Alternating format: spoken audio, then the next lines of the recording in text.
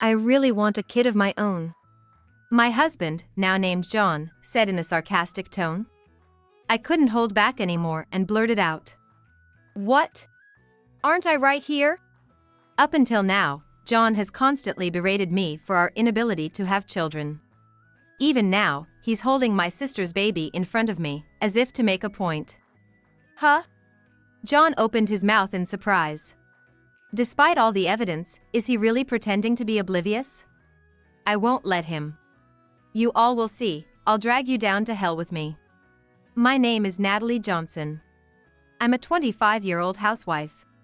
All right, it's ready. I was preparing dinner in the kitchen. As I opened the big pot, a refined spice aroma wafted through the air along with the steam. I tasted the curry from the pot. The spiciness is okay, the meat is tender, yes, it's just how he likes it. Just as I sighed in satisfaction, John came home. I'm home. My husband, John, had returned. I went to the entrance to greet him. Welcome back. I made your favorite curry today. As I took John's bag at the entrance and was about to head back into the room, he suddenly said, Hey. I felt John's fingers grip my shoulder firmly. I felt a sharp gaze piercing through my back. So? How did it go? Today was the day, right? His words made me catch my breath. My heart raced and I felt dizzy. Answer me! I swallowed hard and then opened my mouth. It didn't. What? I gathered my courage and said. It didn't work. This month too, we didn't conceive, again. I clenched my hands tightly. Seeing my reaction, John let out a big sigh. Again? Why can't we have a child? Making curry just to appease me, how obvious. I'm sorry. But... Don't make excuses. All my friends had kids right after getting married. Thinking of names, buying baby clothes, they all seem so happy. I want kids too. But we've only been married for 3 months, we don't need to rush. He clicked his tongue in annoyance. John stared intently at my face and then, with a sneer, said, Maybe you're just infertile as a woman. Why don't you go see a gynecologist? Snatching his bag from me, he stormed off to his room. I covered my face with my hands. I too long for a child. To carry a new life, to feel its preciousness. To be moved by every step of my child's growth. But maybe I'm not qualified for that. My parents disappeared before I could even remember them. They vanished, leaving me and my twin sister behind. I grew up without knowing a parent's love. Can someone like me really be a good parent? It's something I always worry about. But I can't give up.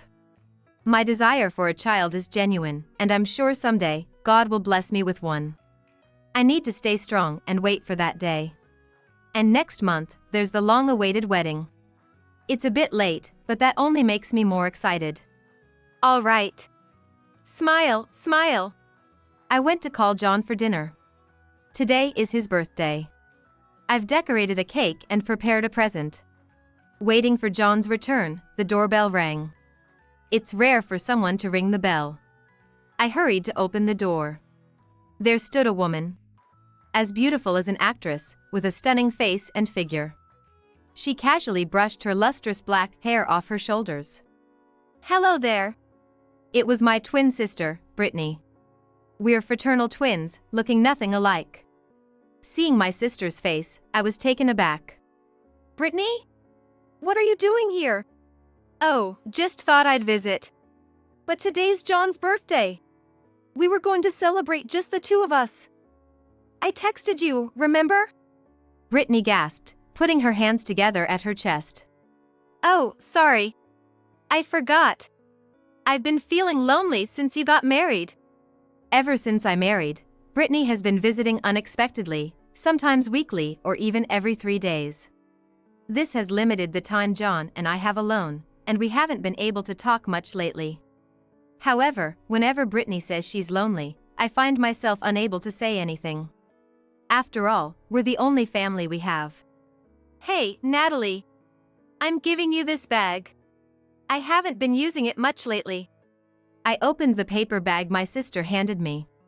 Wow. This is from a famous brand. It's okay, it's okay. I usually give them to friends anyway. This time, I'm giving it to you, Natalie. Carry this when you go out for dinner with friends. Oh, but you don't have such friends, unlike me. Look at this. From the party I threw recently. Brittany showed me a photo. It captured her and over 100 friends enjoying a lavish dinner. I chuckled. Brittany, you're so popular. You're the exact opposite of me. You're amazing. You work hard, have money, and a boyfriend, right? Well, of course. It's pretty standard for me, Brittany said, beaming with pride. I smiled wryly at her response. What? Suddenly, she froze looking at the table. Then burst into laughter, holding her stomach. Wait, did you make this cake yourself? Yeah. Is it weird? Buying cakes from a store would have been better received. Making it yourself is just thankless. Poor Natalie. Brittany leaned in and smiled at me. But that's what's cute about you, she said with a grin. Then her expression changed, eyes sparkling. Oh. I have some news to share. I'm home. Just then, John came home from work. We stopped talking to welcome the man of the hour. As I was cutting the cake, John and Brittany started watching TV and getting excited. This actress is so pitiful. Couldn't have kids until she was 40. That's just miserable. Yeah, really. They agreed. They often shared a laugh over celebrities. Like a real couple. Look, baby pictures. My heart skipped a beat at those words. Children are a symbol of happiness. I believe it's a woman's mission to give birth. A woman who can't have children isn't really a woman. I agree. Brittany, we really think alike. We do, don't we? I quietly continued serving the cake. Right, Natalie? John teased me. But Brittany suddenly covered her mouth. Oh, sorry. We're not talking about you, we're discussing something else, she said, then smirked at me. It was an expression I'd never seen on her before. Filled with definite malice. The reason Brittany visited was to see her sister because she was lonely. That's why I couldn't say no. But, was that really the truth? After the party ended and Brittany left, I received a message on my phone. I'm pregnant. Remember I said I had news? I'm planning to get married too. Sorry for finding happiness before you. My family was becoming happy. I should be delighted, ready to celebrate.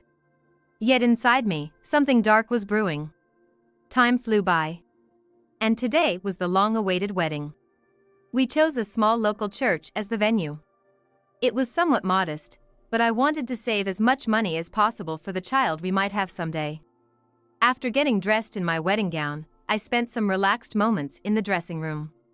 But that peace was shattered in an instant. Bang! The door flew open. I'm here! Congratulations, Natalie! Startled, I turned to see my sister. But an even more shocking sight awaited me.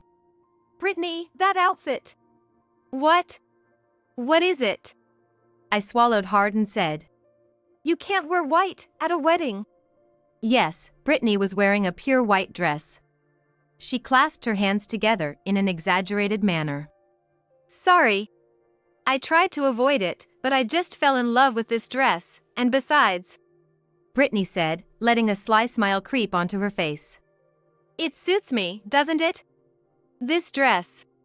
She struck a pose with pride, tilting her head as if looking down on me. Then scanned me from head to toe. Is that a handmade dress? It's more like a dress than a frock. Not the fluffy kind you'd expect at a wedding. Yes. I have a favorite designer who tailored it specifically for me. They embroidered it with my favorite flowers. Brittany only smiled with her lips. Well, good for you. Embroidery can feel a bit old-fashioned, but it suits you, Natalie. It's nice, right? Thanks. I forced a smile on my face. "Hey, it's time," John said abruptly as he entered the dressing room. He didn't even say I looked beautiful. I let out a deep sigh. The ceremony went smoothly, and the reception began. "Now, a speech from the family." Brittany stood up to the microphone. Instantly, the men in the room started murmuring. "Beautiful. Gorgeous. I wish I could marry someone like her." Their gazes went beyond her dress, entangling with her beauty and figure. "Ahem, hello everyone. I'm Brittany, the sister. Today, there are a few empty seats, but thank you all for coming." At the reception, about 30% of the guests were absent. We had prepared seats for Brittany's friends, but none of them showed up. As you can see, my sister doesn't have many friends, just about 8. She spends her holidays cooped up, eating sweets and tapping on her phone. Sad, isn't it? There were chuckles from the audience. I felt the blood drain from my face. What was Brittany saying? This is a wedding, a reception. But I love my sister just the way she is. John, please make her happy. Brittany's angelic smile elicited a round of applause. I didn't even want to think about for whom that applause was meant. After the reception, I called Brittany to the dressing room. "What was that about, Brittany? Those empty seats were for your friends, right? Making it seem like it was my fault." I pleaded desperately, but Brittany just laughed and patted my head as if I were a child. "Don't be mad. If you worry about such things, life will be hard, you know? My friends said it was a great ceremony too." John chimed in nonchalantly. Why are you doing this?" They laughed at my panic as if it were a joke. I was left standing there, unable to comprehend the absurd reality. Soon after, my in-laws arrived. They comforted me and scolded John and Brittany. They apologized, saying their son was at fault. I felt a bit better, but doubts about the two of them started to arise in my mind. The discomfort I had been feeling was slowly but surely accumulating. 10 months had passed. John, my in-laws, and I were driving to a certain place. John seemed excited in the driver's seat. "I'm really looking forward to this. Aren't you, Natalie?" I remained silent, looking down. We arrived at Brittany's house. John and my in-laws started to gather excitedly around the living room sofa. "She's so adorable. So glad she was born healthy." At the center of it all was Brittany, holding her baby. She ran over to me with the baby in her arms. "Look, Natalie. Isn't she cute? She looks just like me." Brittany was radiating happiness. But her eyes were wide, seemingly enjoying my reaction, her mouth twisted in a smirk. "Congratulations," I muttered, looking down. "Wow, she's adorable. Can I hold her?" "Of course." Brittany giggled as John held the baby, his eyes shining. "Babies are so cute. Look, Natalie. A symbol of happiness, right?" "Yes." "You jealous of Brittany? That's why you can't get pregnant."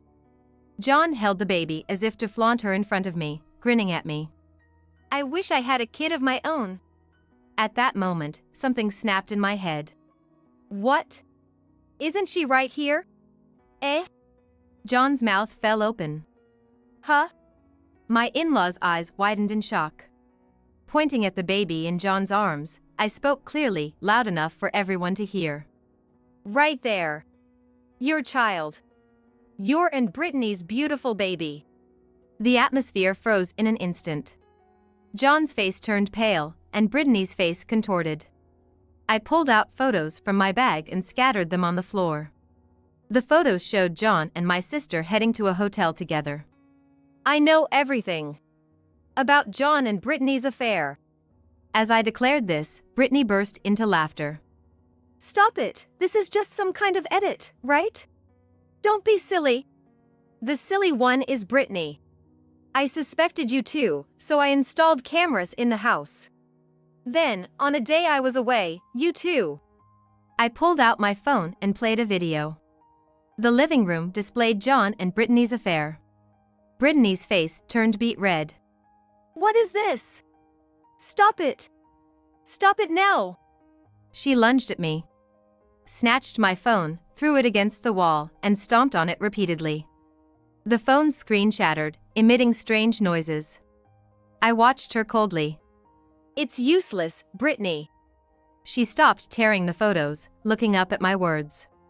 Useless? What do you mean? Then a thunderous shout filled the room. John! My father-in-law had grabbed John by the collar. Did you betray Natalie? With her own sister?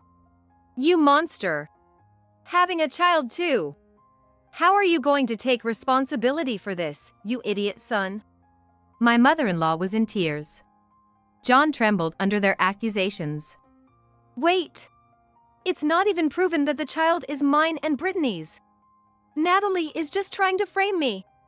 DNA test. Huh? I declared loudly. A DNA test will show who the child belongs to.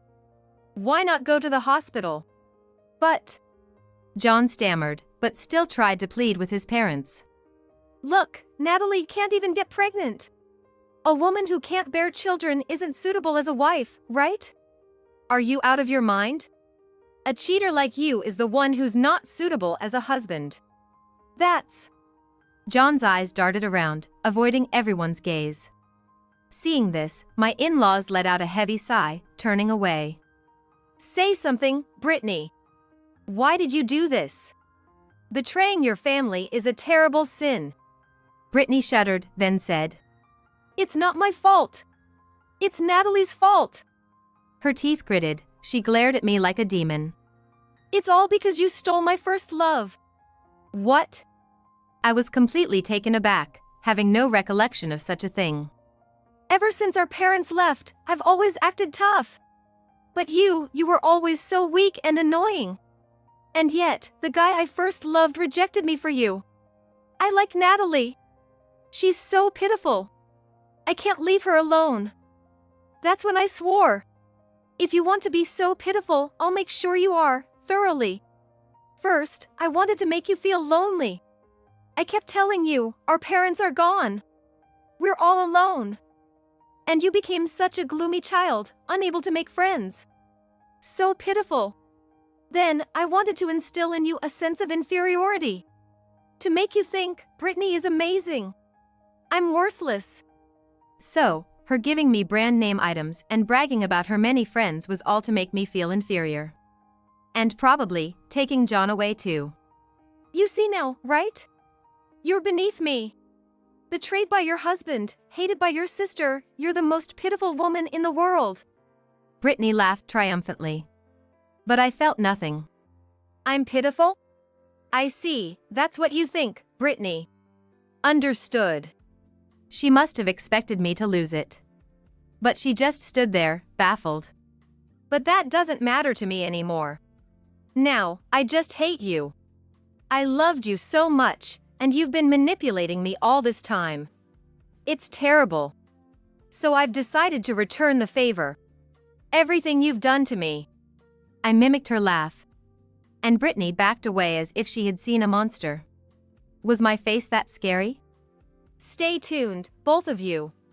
I said as I left the house alone. Months passed since then. John handed me divorce papers and left. Probably to my sister Brittany's place. Today, I'm at a wedding in a grand church in New York. Wearing a thick, long cardigan over my dress. Making sure it's completely hidden. The place is packed with over 100 guests. I can barely see the bride and groom. They probably can't see me either. The couple enters, applause erupts. The minister begins. Do you, John, take Brittany to be your wife, through good and bad, rich and poor, sickness and health? It's my sister Brittany and John's wedding. I learned about my sister's wedding a month after the chaos unfolded. Brittany had announced her shotgun wedding with John on social media. The post even detailed the wedding plans. They sure started preparing early. They must have been preparing for a while, probably even before my own wedding. That's why Brittany didn't invite her friends to my wedding. I didn't make invitations for my sister's friends. She said she'd create a group chat and confirm the attendees herself. She wanted to reduce my burden with the busy wedding preparations. I thought it was her way of being thoughtful. But now, I think she never even created that group chat. She lied about everyone attending. No one was invited to mine. So, no one came. A simple answer. Reflecting back, it seems John only invited casual acquaintances. I've never met his close friends, before or after our marriage. Whether John was already connected with Brittany before marrying me or it was just bad timing, I'll never know. But one thing is clear. They want this to be their only wedding. They want to erase all their time with me. I can't forgive that. What was the time I loved John, the time I spent for him, all for? Destroying one person's life for their own happiness is unforgivable. I reaffirmed my resolve for revenge. After the ceremony, the reception began. It was a standing party, perhaps due to the crowd bustling with people. I hid myself in a corner. Here's a special telegram announcement. From the groom's parents, who couldn't make it today, we have a special movie. Please watch. The staff announced proudly. John and Brittany's eyes widened in surprise. The screen suddenly lit up, displaying John's parents. They were smiling, but their eyes were sharp, like predators. It's finally starting. I watched the screen and smirked subtly. John, Brittany, congratulations on your wedding. Congrats. The couple in the video smiled at each other. Thank you all for coming today. As a token of our appreciation, we'd like to give you a gift from us. Excited murmurs rose from the crowd. What is it? A gift? John's mother interrupted. It's a gift of words. Now, over to you. Leave it to me. John's father's face, previously relaxed, suddenly turned stern. There's the bride, isn't she? She's John's mistress. And not just any mistress, but his wife's own sister. Do you understand what we're saying? The people there aren't just a fresh bride and groom. They're immoral cheaters. We will never accept this marriage of these two. And we're cutting ties with them. Stop the video! At that moment, John's scream echoed as the video abruptly stopped. But it was already too late. The guests were speechless from the shocking revelation. John stood up and shouted. Everyone! That was just a joke by my parents. A bit too stimulating, huh? The guests began to murmur. That's right, it was just. Brittany grabbed the mic, trying to explain, when suddenly, I snatched the mic from her. It's true, I said, with just one word. Then, I removed the cardigan I was wearing. Underneath was a white dress. A year ago, I married John in this dress. Remember, John? John turned pale and froze as I looked at him. I took advantage of this moment to pull out something from an envelope and scattered it around the venue. They were photos of Brittany and John's affair. And of my wedding with John. There were enough copies for all the guests. I looked around the chaotic venue and took a breath. I did it. I really did it. After everything, I collapsed in a daze. Suddenly, someone grabbed me by the collar. Looking up, Brittany's eyes were wide open in shock. Why are you here? I didn't invite you. I didn't tell you the place or time. I couldn't help but laugh at her panic. What are you talking about, Brittany? You told me yourself. On social media. Hinting, right? I figured it out quickly. Brittany's wedding announcement had the date clearly mentioned. Every time she updated her social media, she described the venue and her careful selection in detail. It must have been a taunt towards me. I'm having such a beautiful wedding. Not like yours. But that became my clue. I found it easily online. Social media is scary, huh? Why did they let you into the venue then? Your name wasn't on the list. I sighed and gave the obvious answer. Because I'm her sister. Brittany's friend was at the reception. She recognized me, so she let me in. They wouldn't turn away the bride's sister, would they? You mean you were behind that video too? You brought it as a surprise, keeping it a secret from me? We didn't invite his parents. Yes. His parents sided with me. They came to my house, apologized, and said they couldn't accept John and Brittany's happiness. So, we all planned today's event. I pointed around the venue and laughed. Look, everyone's leaving. Brittany turned pale as she watched the guests leave. Wait. Her friends turned back in unison. Oh, Brittany. Why are you leaving? Those photos. The photos might be fake. But we don't want anything to do with you. Being seen with someone who might have had an affair lowers our value. Value, but we're friends, right? Funny, considering you lured us with branded stuff. We befriended you for that reason too. So we cooperated, right? For group photos to show off to someone. That's... Let me say this one last time. You see us as numbers, right? The more, the better. The individual doesn't matter. That hit the nail on the head. Brittany bit her lip. Goodbye, Brittany. Her friends left. In the silent venue, only Brittany, sitting on the floor, John, holding his head, and I, eerily calm, remained. Well, Brittany, see you around. I left the venue. A few days after Brittany's wedding, I was relaxing at home. But I knew this peace was temporary. The doorbell rang. I checked the peephole and opened the door. Natalie! John lunged at me. How dare you ruin our happiness with such a foolish act? You're unbelievable, you wicked woman. Brittany appeared behind John and pushed me. I hit the wall and slid to the floor. But I didn't care. I said coldly, you two never learn. But it's good you came. Huh? Brittany crossed her arms and looked down at me. John, check your email. There's important information. What? I had sent an email just before opening the door. Attaching photos and videos. Photos and videos? You're doing that again. John begrudgingly checked his phone. His face turning angrier. He turned to Brittany, thrusting the phone at her. Brittany! Who's this old man? The photo showed Brittany in revealing clothes, holding hands with several older men. The video captured her entering and leaving hotels with them and receiving money. It's sugar dating, right? Brittany. I stated matter-of-factly. Brittany, you always buy so many branded things.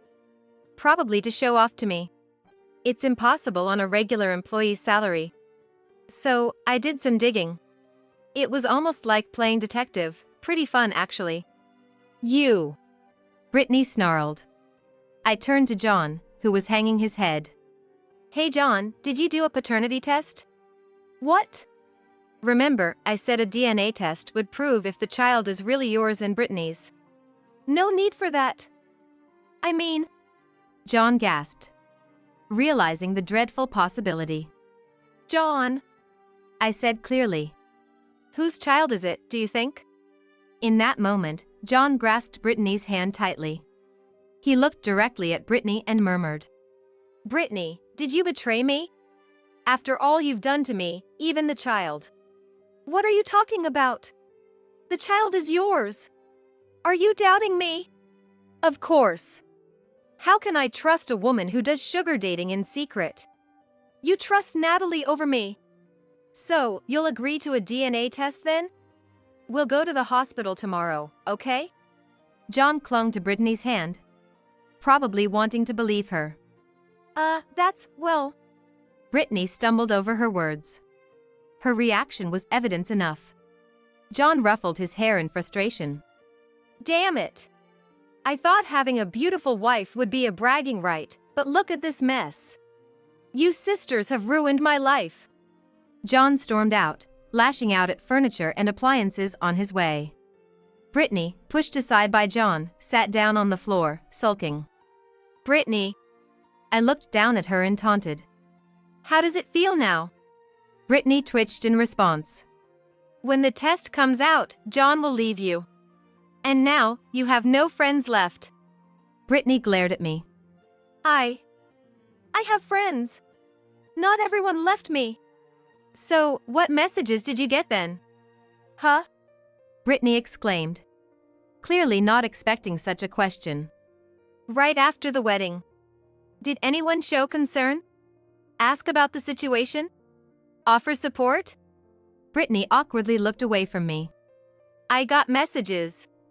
When Brittany made that weird speech to discredit me when I divorced John. Sure, I only have 8 friends, but all of them were concerned and reached out. Brittany, you have way more friends than me, yet nobody worried about you. I heard Brittany grinding her teeth. John left you, and now you have no friends left. Brittany, that's pitiful. I said sincerely. Brittany suddenly looked up, raising her voice. Pitiful? Me? What are you talking about? That's just your perception. I'm not pitiful. I'm beautiful, have a great figure, and men lavish me with gifts because I'm worth it. The one who's pitiful is you, with nothing to your name. I, feeling no emotion at Brittany's angry voice, quickly responded. Sure, let me say this then. Brittany, you're not better than me. Not before, not now, not ever. Huh? I used to praise you a lot, right? Saying wow about your branded items, your many friends. You wanted me to say it, didn't you? To admit you're better than me. Yes. So what? I never once thought you were amazing, not even for a moment. What? I glanced at Brittany's bag tossed on the floor. I have zero interest in brands. I don't care about having few friends. I don't aspire to have many. That's my value system. So, Brittany, you never had the upper hand over me. What? No way. You used to say you envied me, thought I was amazing. I said that to make you happy. Because we're family. I wouldn't show indifference when you're proudly sharing. In a word, I was flattering you. You took it seriously. What? Because, Brittany, I loved you. We were the only family, and I didn't want to lose you, so I was considerate. Brittany shouted with a trembling voice. Don't lie. You were troubled because you couldn't have children. That doesn't matter to me anymore. I replied with a sigh. With John, I thought I had to have children. But life isn't that simple. There are different people, different ways of living. I'm done being obsessed and suffering over having children. What, then, what I did? Brittany began to tremble violently. I dragged her out of the house, unable to move on her own. Goodbye, Brittany. I closed the door with a thud. Afterward, Brittany and John divorced. Turns out, the child wasn't John's, according to the DNA test. Their affair spread quickly, as they had invited 100 people to the wedding. John and Brittany lost their jobs, couldn't find new ones, and are struggling with day labor. I moved away to start anew. In this place, free of Brittany and John, I plan to forget everything and restart my life. I'm going to a friend's house today. She just had a baby. I ring the doorbell, holding a baby gift. My friend opens the door with the happiest smile. Congratulations! I sincerely offered my congratulations.